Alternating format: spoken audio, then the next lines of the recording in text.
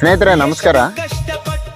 ಹರಪನಹಳ್ಳಿ ತಾಲೂಕಲ್ಲಿ ಅತಿ ಹೆಚ್ಚು ಚೆಂಡು ಹೂವಿನ ಹೊಳಗೂರು ಇರೋದಂಥದ್ದು ಬೆಳೆಯುವಂಥದ್ದು.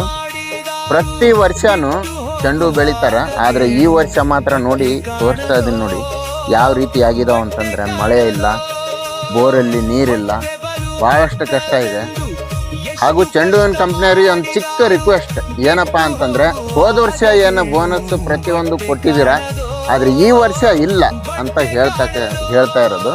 ನಮ್ಮ ರೈತರಿಗೆ ಮಾತಾಡ್ಸೋಣ. ಸರ್, ಯಾವ ರೀತಿ ಈ ವರ್ಷದ ಕಷ್ಟ?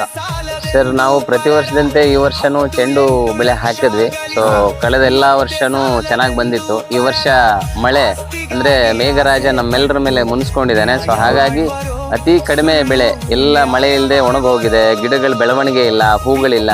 ಸೊ ಹಾಗಾಗಿ ನಮ್ಮ ಎಲ್ಲ ಚೆಂಡು ಕಂಪ್ನಿಯವ್ರಿಗೂ ನಾವು ಕೇಳ್ಕೊಳ್ಳೋದು ಏನಂತ ಹೇಳಿದ್ರೆ, ನಮಗೆ ಪ್ರತಿ ವರ್ಷ ತಾವು ಕೊಟ್ಟಂತಹ ಬೋನಸ್ ಸೇರಿಬಿಟ್ಟು 9,400 ರೂಪಾಯಿನ ಒಟ್ಟಿಗೆ ಕೊಟ್ಟರೆ ನಮಗೂ ಕೂಡ ಸಹಕಾರ ಆಗತ್ತೆ, ಸಹಾಯ ಮಾಡ್ದಂಗೆ ಆಗತ್ತೆ. ಸೊ ಈ ವರ್ಷ ನಾವು ಬೆಳಿಲ್ಲ ಅಂತ ಹೇಳಿದ್ರೆ ಮುಂದಿನ ವರ್ಷ ತಮ್ಮ ಕಂಪ್ನಿಗೆ ಮತ್ತೆ ನಾವು ಹೆಚ್ಚಿನ ರೀತಿಯಲ್ಲಿ ಚೆಂಡುವನ್ನು ಬೆಳೆಸಿಕೊಡ್ತೇವೆ.